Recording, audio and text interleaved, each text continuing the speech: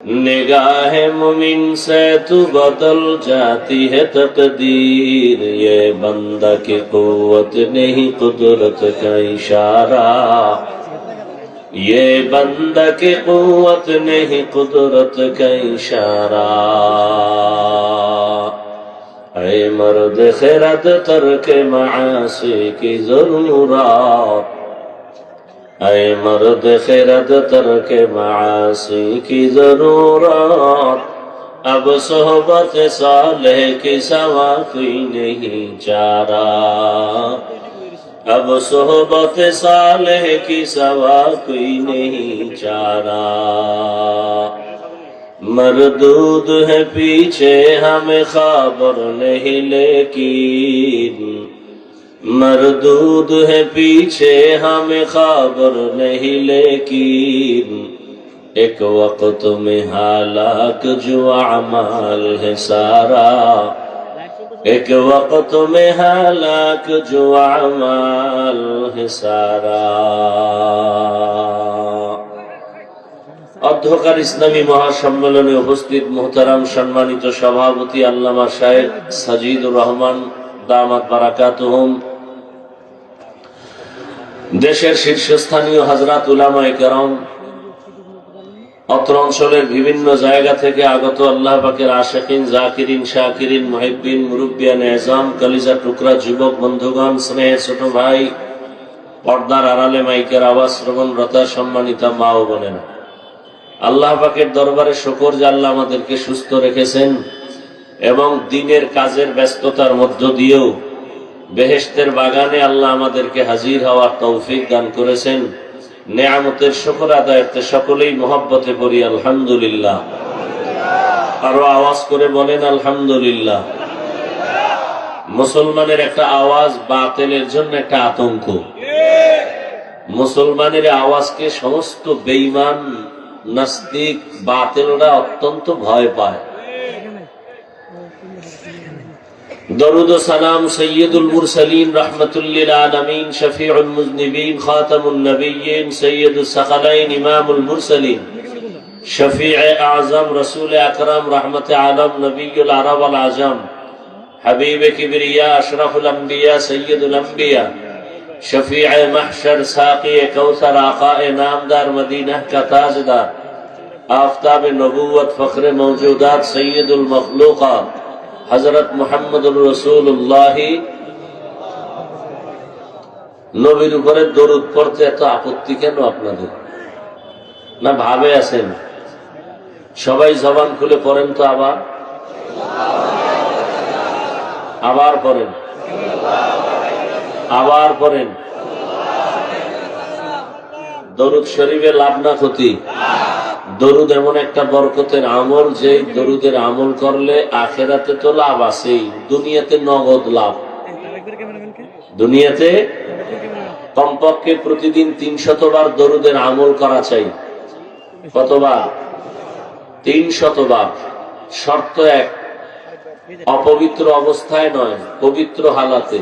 Number 2, একাগ্রতার সাথে, নির্জনে। নির্জন সময় কই, জায়গা কই? নির্জন সময় আমার দৃষ্টিতে হয়তো ফজরের পরে, নয়তো ঘুমের সময় বিছানায় বসে তসবিহ হাতে নিয়া ওযু সহকারে, নামাজের দরুদ সময় থাকলে সংক্ষেপ হলে সংক্ষেপ দরুদ 300 বার ওযু সহকারে পরে ঘুমাবেন, ডান কাতে কিবলার দিকে চেহারাটা ঘুরাইয়া। ইনশাআল্লাহ ঘুমের মধ্যেই দরুদের বরকতে রাসূলের সাথে মোলাকাত হয়ে যাবে। ইনশাআল্লাহ করব তো? হরকত বাশুদ আমেলে সাল্লু মুদাম, আতশে দোজখ শাওয়াদ বরওয়ায়ে হারাম। দরুদ অনেক দামি এক সম্পদ। আল্লাহ আমাদের বেশি বেশি বেশি দরুদের আমল করার তৌফিক দান করেন। সংক্ষিপ্ত সময় আলোচনার জন্য কোরআনে হাকিমের এক আয়াত, রাসূলের একটি হাদিস পড়েছি। ইখলাস ও রুহানিয়াতের সমন্বয়ে, সহি নিয়তে, সহি তরিকায়, সহি কিছু কথা বলার মতো শুনবার মতো আমাকে আপনাদের সকলকে দয়াময় আল্লাহ তৌফিক দান করেন। ইয়া আইয়ুহাল্লাযীনা আমানুত্তাকুল্লাহ, আল্লাহ বলেন হে মুমিন তোমরা তাকওয়া অর্জন করো, আমাকে ভয় করো। ওয়া কুনু মা'আস সাদিকিন, এবং সত্যবাদী আল্লাহর প্রিয় বান্দা যারা এদের বন্ধু হয়ে থাকো। নবীজি বলেন মান তাওয়াযা লিল্লাহ রাফা'াহুল্লাহ, যে ব্যক্তি আল্লাহর জন্যই নিজেকে ছোট মনে করে আল্লাহ তার মর্যাদা অনেক বাড়ায় দেন। নিজেকে ছোট মনে করি মানুষকে দেখাবার জন্য না, আল্লাহর সন্তুষ্টির জন্য।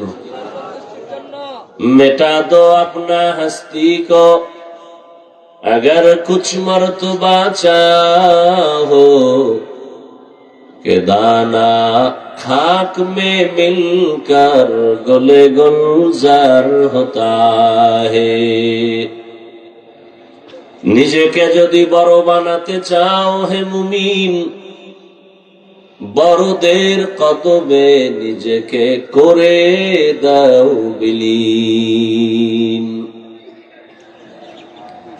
আল্লাহ পাক রব্বুল আলামিন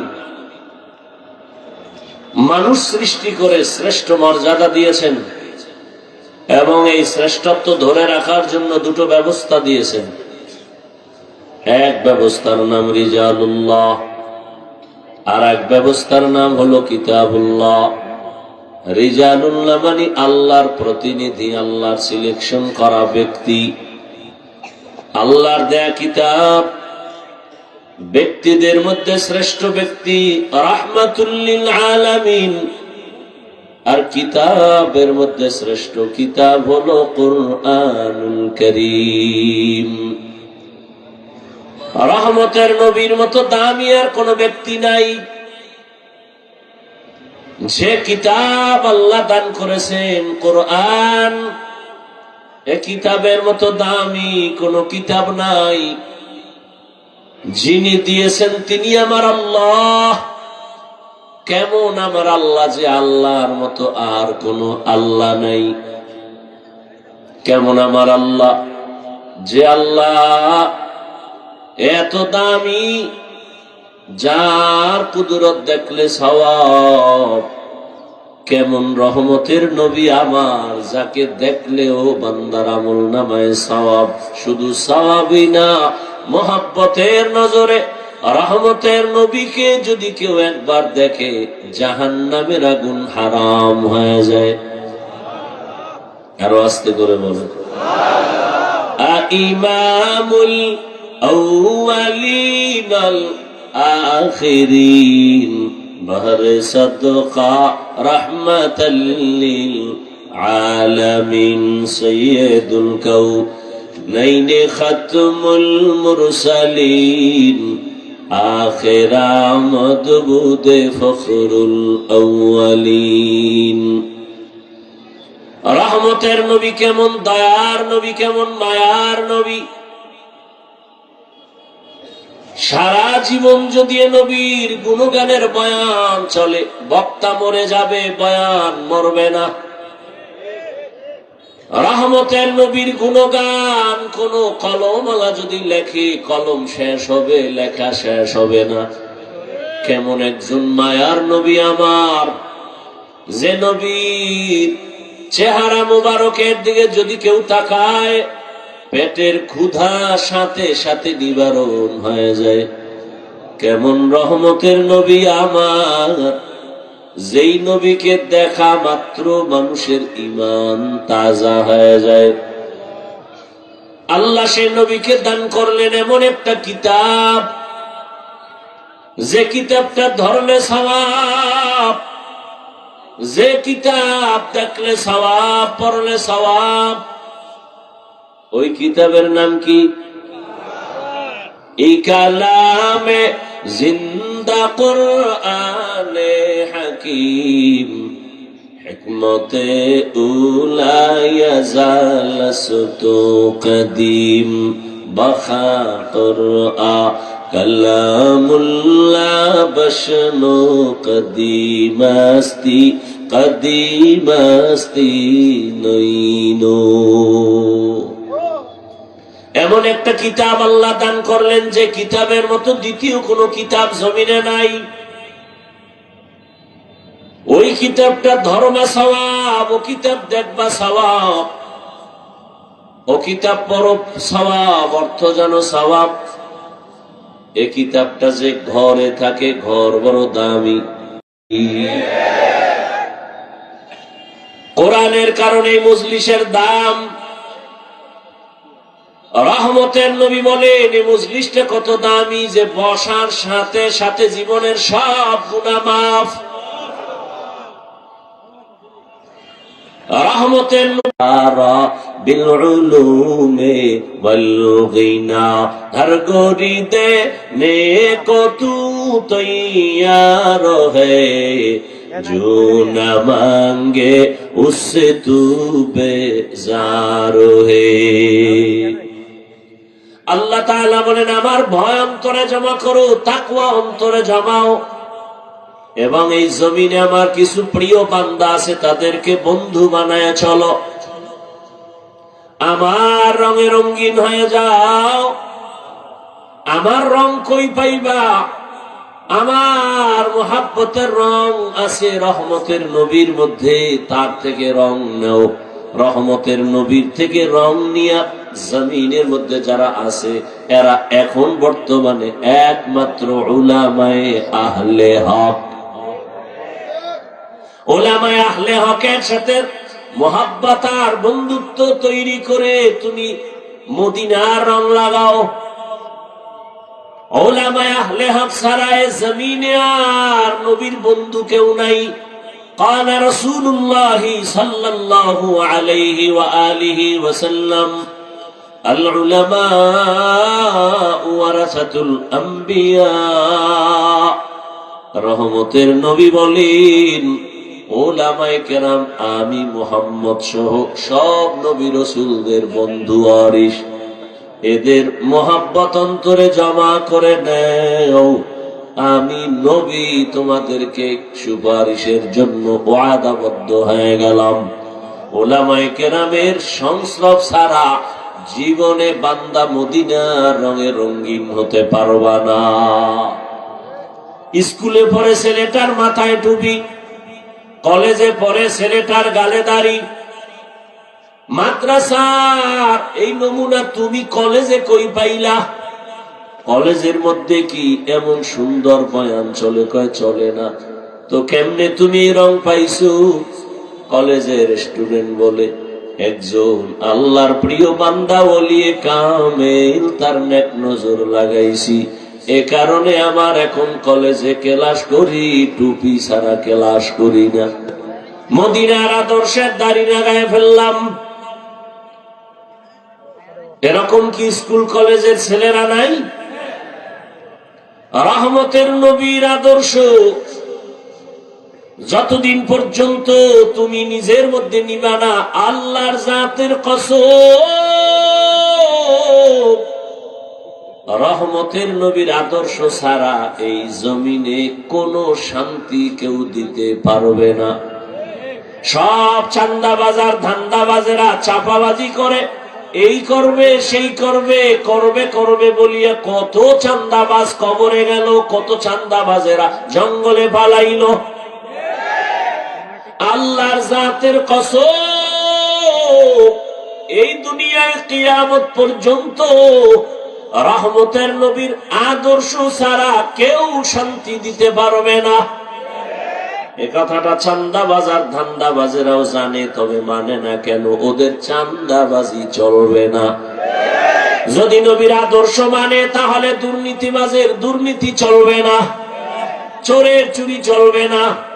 এই জন্যই চোরারা কয় হুজুর বয়ান করেন, রাজনীতি রস করবেন না। তোমার কথা যদি এমনই হয়, ওয়াজের প্যান্ডেলে মোহাব্বতের কান্নার বয়ান চলবে, রাজনীতি যদি না চলে তো রাজনীতির নেতাদের বক্তব্য কেন দেওয়া হয়? আমগো বরিশালে বলে নিজের বেলায় টান্যা ধরিস, অন্যের বেলায় বান্যা মরিস। বদমাস এই চান্দাবাজার ধান্দাবাজেরা, এরা মানুষের দুশ্মন, এরা মানবতার দুশ্মন, এরা জাতির দুশ্মন, এরা স্বাধীনতার দুশ্মন। ওরা সবাই চায় নিজের পেট, নিজের স্বার্থ, জাতি নিয়ে ভাবে না। আল্লাহর কসমে জাতি নিয়ে যারা ভাবে তারা শুধু উলামায়ে কেরাম। উলামায়ে কেরাম ছাড়া জাতি নিয়ে কেউ ভাবে না। কিন্তু পদে পদে চান্দাবাজেরা মানুষের চোখে ধুলা দিয়া আলেমদেরকে দোষী বানাতে চায়। আল্লাহ যদি হেফাজত করে, কোন চান্দাবাজার ধান্দাবাজ আলেমের ক্ষতি করতে পারবে না। কারণ আলেম দিন নাই রাত নাই নিজের ছেলে, নিজের মেয়ে, নিজের স্ত্রী, নিজের পরিবার সব বাদ দিয়া উম্মত নিয়ে দৌড়ায়। কই ঘুম কই খানা, সব আলেম ওলামারা এত মেহনত করে একমাত্র কারণ আমার মদিনাওয়ালা নবীর মোহব্বত অন্তরে জমা। আমি মাঝে মাঝে বলি, সরকারি চাকরি করে, বেসরকারি চাকরি করে, ডিউটি করে কয় ঘন্টা? ঘুমান না? আমারে খামে লাগায় ঘুমাইতেছে। সরকারি বেসরকারি চাকরিজীবী কয় ঘন্টা চাকরি করে? 8 ঘন্টা চাকরি। বেতন কত? নিম্নে কত? নিম্নে 20,000।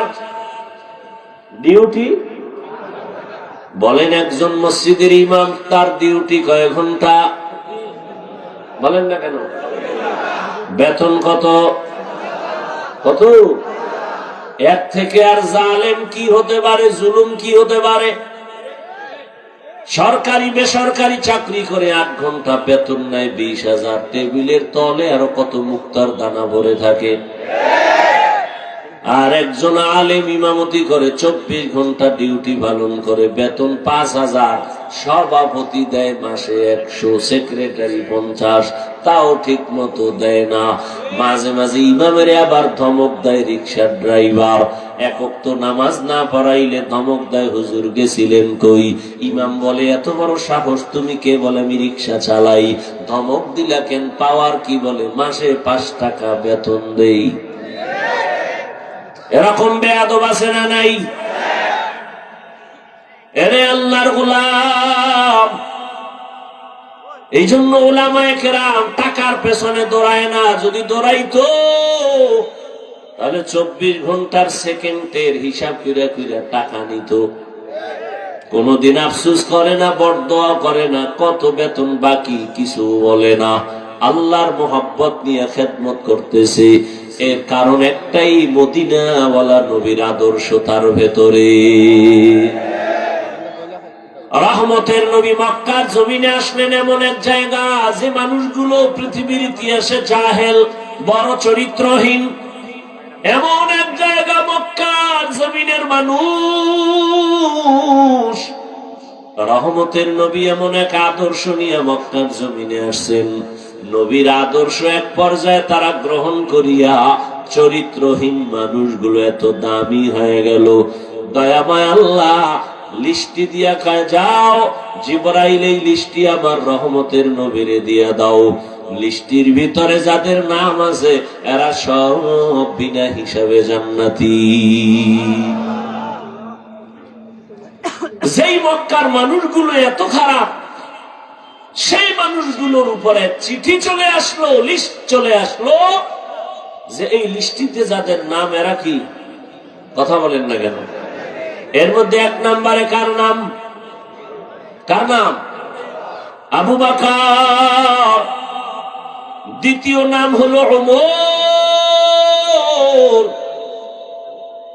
যেই ওমর আমার নবীকে জবাই করার জন্য তরবারি নিয়ে দৌড়ায়। রহমতের নবীর চেহারা মুবারক দেখে সেই ওমর এতটা আশিক, রহমতের নবীর সামনে গিয়ে তরবারি ফালায় বলেন, ইয়া রাসূলুল্লাহ, আমারে কালেমা পড়ায় দেন, বেয়াদবি করে ফেলেছি, মাফ করে দেন।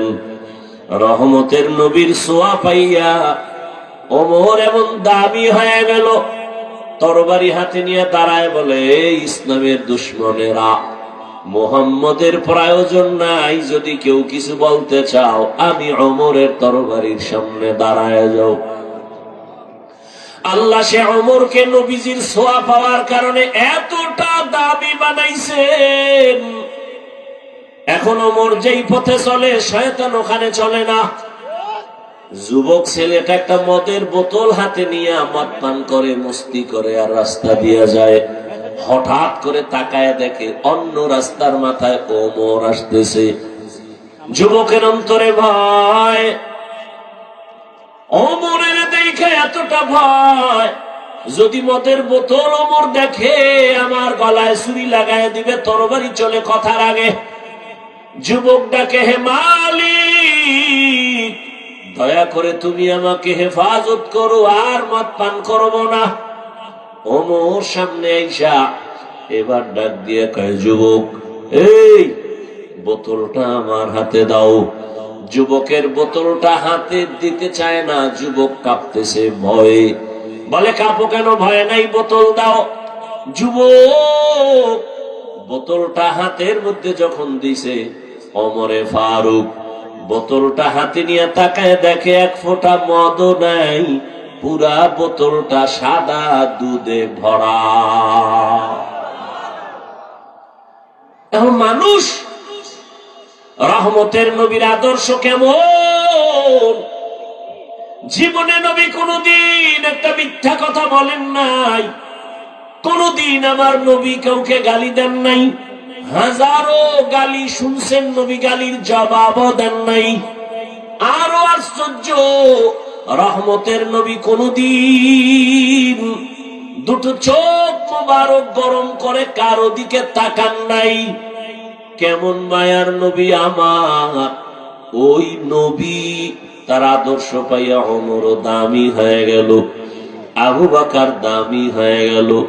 এরে নবীর উম্মতের দল, ওই নবীর আদর্শ ছাড়া আমি কসম করে বলেছি এই জমিনে শান্তি কেউ দিতে পারবে না। আজকে নবীর আদর্শ যার কাছে নাই, তার মতো অশান্তিতে কেউ নাই। আর এত ভেজালে ভরা বাংলাদেশ, এরপরেও নবীর আদর্শ আমাদের কাছে যাদের আছে, আমাদের মতো শান্তিতে এই কোন জমিনে কেউ নাই। নবীজির আদর্শ নিয়ে যারা আছে, এদের মতো সম্মানে শান্তিতে এখনো কেউ নাই। এরে নবীর উম্মত, রহমতের নবী আমার এমন এক আদর্শ দিয়া গেলেন, কিয়ামত পর্যন্ত নবী চ্যালেঞ্জ করে গেলেন, এই আদর্শ যদি তোমরা ধরে রাখো, জীবন চলে যাবে, কোনদিন তোমার সম্মান আর ইমান যাবে না।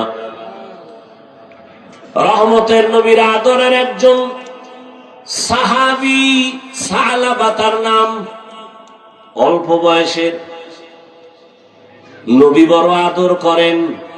একদিন আল্লাহর বান্দা পথ দিয়ে বের হয়ে গেল, রাস্তা দিয়া কোথায় যেন যাচ্ছে, হঠাৎ বাতাস চলতেছে পুরা মদিনার এলাকায়।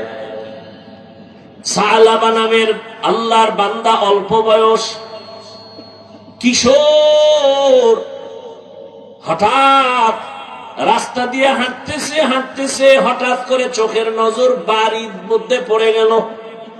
বাড়ির মধ্যে একটা মহিলা গোসলখানায় ছিল, পর্দা লাগানো। হঠাৎ করে বাতাসে পর্দা উড়ে গেল। সালাবার চোখের নজরটা অনিচ্ছায় ওই মহিলার দিকে যখন পড়ে গেল, সাথে সাথে বাতাস আবার পর্দা ফালায় দিল।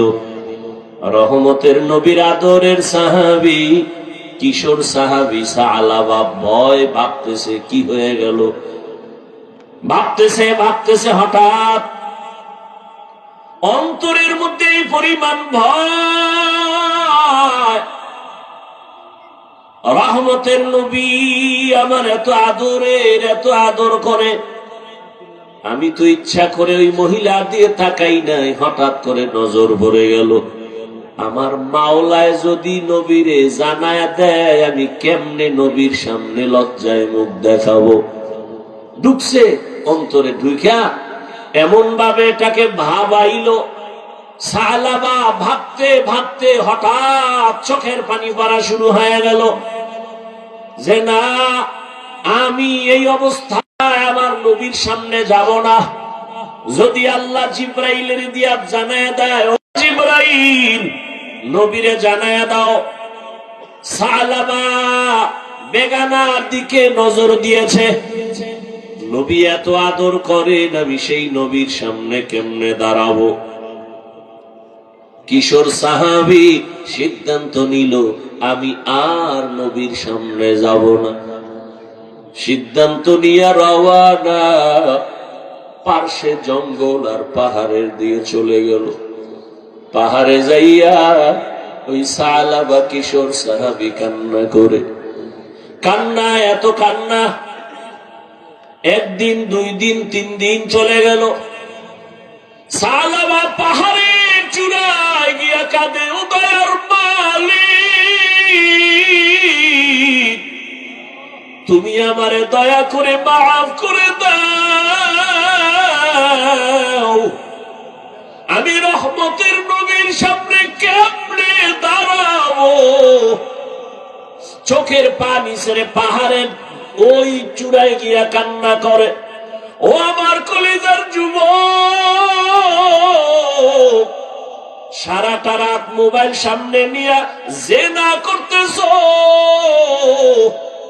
মোবাইলের দিকে তাকায় সারা রাত চোখের জেনা, কানের জেনা, জবানের জেনা, অন্তরের জেনা। আর ওই নবীর সাহাবী কিশোর সালাবা নবীর সামনে কেমনে দাঁড়াবেন? পাহাড়ে চলে গেলেন, ওই পাহাড়ের চূড়ায় কান্নার আওয়াজ। 1 দিন 2 দিন 3 দিন এভাবে যেতে যেতে 1 মাস সালাবা নবীর কাছে নাই। 1 মাস পেরিয়ে যখন যায়, নবী একদিন ডানে বামে তাকায়, হঠাৎ করে সালাবার কথা মনে পড়ে। ওমরে ফারুকের ডেকে বলে, এই ওমর, সালাবারে দেখি না, কোথায় আমার আদরের সালাবা? সালাবার খবর নাই।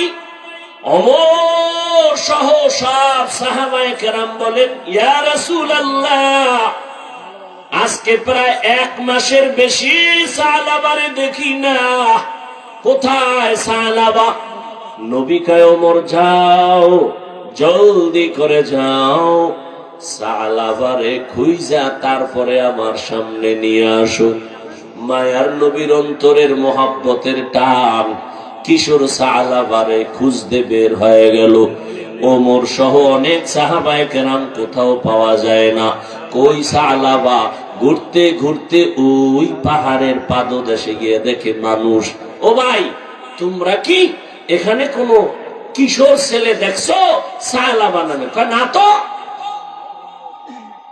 ওমর বলে, হ্যাঁ বলো, খুঁজে বলো।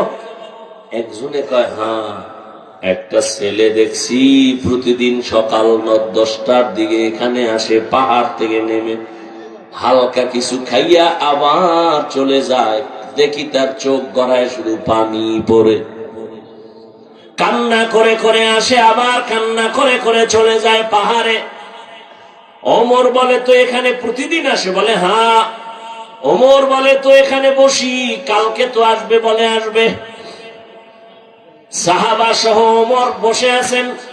ঠিক পরের দিন পাহাড় থেকে সালাবা নেমে আসতেছে। এই সেই ওমরের দেখা ভয়। ওমর বলে, কোনো ভয় নেই সালাবা রে, আজকে 40 দিনের কাছে হলো রসুল তোমারে দেখে না, নবীর অন্তরে মায়ার আগুন জ্বলে উঠছে, তাড়াতাড়ি চলো, রহমতের নবী আমাদের পাঠাইছে তোমাকে নেওয়ার জন্য। কি পরিমাণ ভালোবাসা! ওমর কান্না করে আর বলে, রে সালাবা, তোর কপাল ভালো, কারণ আমার মায়ার নবী তোমারে খুঁজতে পাঠাইছেন। সালাবা কাঁদে আর কয়, ওমর ভাই, আমি যাব না, নবীর সামনে কেমনে দাঁড়াবো? আমি অন্যায় করে ফেলেছি, বড় লজ্জা পাই। নাই। ওমর বলে রাসূল থেকে ওয়াদা নিয়ে আসছে তোরে না নিয়ে যাব না। সালাবার হাত ধরিয়া জোর করে মদিনার নবীর পথে রওনা। রহমতের নবীর সামনে ওমর সালাবার নিয়ে হাজির। সালাবা কান্না করে করে বেহুশ। মায়ার নবী বসায় কয় সালাবা, 1 মাস আমি তোরে দেখি না কেন? সালাবা কাঁদে, নবী আমারে আল্লাহ মাফ করবেনি। সালাবা কাঁদতেছে। নবী বলেন আমার উরুর উপরে মাথা লাগাইয়া রেস্ট নাও, শুয়ে শুয়ে একটু আরাম করো, কান্না বন্ধ করো। তুমি যদি অন্যায় করো আমার মাওলা মাফ করে দিবেন। সালাবা কান্না করে কান্না করে কান্না করে আর এদিক সেদিক দৌড়াতে চায়। রহমতের নবী বলেন সালাবা কান্না বন্ধ করো, আর কাঁদিও না। সালাবা একবার নবীর উরুর উপরে মাথা লাগায় আবার বসে, আবার নবী শোয়া দেয়, আবার বসে। হঠাৎ করে কান্নার এক পর্যায়ে সালাবা কয় ইয়া রাসূলুল্লাহ, আমার পিঠের মধ্যে পিপিলিকার মতো কি যেন হাঁটে। রহমতের নবী চোখের পানি ছেড়ে কইরে সালাবা কালেমায়ে শাহাদাত পড়, আজরাইল এসে হাজির, তাড়াতাড়ি কালেমা পড়। সালাবা কালেমা পড়তে না পড়তে দেখে প্রাণ পাখি নাই। মায়ার নবী সালাবার মাথা ধরিয়া কাঁদতেছেন আর বলে ওমর তাড়াতাড়ি জানাজা রেডি করো। সালাবার কবর খনন করো, জানাজার প্রস্তুতি নাও। ওমর সাহাবায়ে কেরাম সবাই রেডি, গোসলের ব্যবস্থা করো। কাফন পরানো হলো, গোসল করানো হলো। রহমতের নবী কয় সালাবার খাটিয়া আমি মুহাম্মদের কাঁধে দাও, আমি সালাবার খাটিয়া কাঁধে নিয়ে যাব। ওমর বলে আমরাও কাঁধে নিলাম, সবাই ময়দানে যাচ্ছি, জানাজা হবে। মানুষ হাজারো মানুষ তৈরি হয়ে গেল ময়দানে। কিন্তু দেখি তাকাইয়া আমরা পুরা পাও ভর করে করে হাঁটি, কিন্তু রহমতের নবী শুধু বৃদ্ধাঙ্গুলের উপরে ভর করে করে হাঁটেন। ওমর বলে ইয়া রাসূলুল্লাহ, এত কষ্ট করে পা মোবারক ফেলেন কেন? পুরা পা ফেলে হাঁটেন না কেন? রহমতের নবী বলেন ও ওমর, জানো না আমি দেখতেছি সালাবার উপরে আমার আল্লাহ এতটাই খুশি, আসমান থেকে কোটি ফেরেশতা ময়দানে হাজির। সালাবার জানাজায় হাজির হয়ে গেল। জানাজার পড়ার জন্য ফেরেশতারা এই পরিমাণ মাঠে আছে, আমি কদম দেওয়ার মতো জায়গা পাই না। আমি সালাবার জানাজার ইমামতি করব। ও এলাকার মা বোনেরা, যুবক বাবারা, ওরে অনিচ্ছায় একটা মহিলার দিকে নজর পড়ায় যদি সালাবা এত কান্না করে, ওরে তুমি কি পরিমাণ গুনার সাগরে ডুব দিছো। নবীর আদর্শের দাড়ি নাই, টুপি নাই, নামাজ নাই, আমার নবীর কাতারে কেমন করে দাঁড়াইবা? পায়ে হাত রেখে বলি এখনো সময় আছে, তওবা করো। আর জীবনে নবীরে কাদাইও না, দাড়ি কাটিও না রে যুবক। আমার নবীর আদর্শের মালা গলায় লাগাও, ওলামায়ে কেরামের পরামর্শ নিয়ে জীবন চালাও। আর দাড়ি কাটিও না, নামাজ ছাড়িও না। তোমার মতো কত জেনারেল সন্তানেরা জেনারেল লাইনে থাকিও চাকরি করে, ব্যবসা করে, নামাজ ছাড়ে না, বেপরদায় চলে না। তুমি কেন পারবা না? আল্লাহর কাছে তওবার নিয়ত করো, মরিয়া গেলে যাব, আর কোনদিন দাড়ি কাটবো না, নবীর বিরুদ্ধে যাব না, নামাজ ছাড়বো না, মা বাবার সাথে বেয়াদবি করব না, নবীর তরিকা মেনে উলামায়ে কেরামের পরামর্শ নিয়ে চলবো। তওবা করার যদি নিয়ত হয়, খাঁটি তওবার নিয়ত যাদের আছে, দুটো হাত আমার আল্লাহকে দেখায় দাও। আয় আল্লাহ, হাতগুলো কবুল করে নেন, তওবা কবুল করে নেন। আয় আল্লাহ, তওবার উপরে মজবুত হইয়া চলার মতো তৌফিক দান করেন, আমিন।